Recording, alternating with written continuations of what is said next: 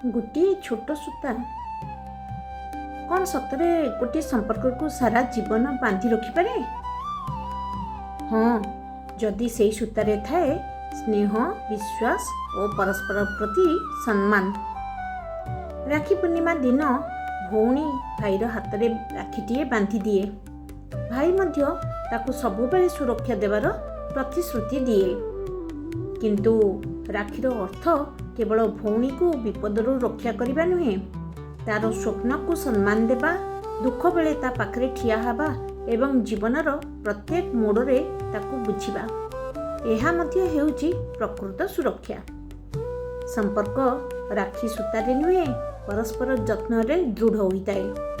ଏହି ପବିତ୍ର ରାକ୍ଷୀ ପୂର୍ଣ୍ଣିମାରେ ଆସନ୍ତୁ ପ୍ରତିଶ୍ରୁତି ଦେବା, ସମ୍ପର୍କକୁ କେବଳ ପାଳନ କରିବା ନାହିଁ, ହୃଦୟରୁ ନିଭାଇବା।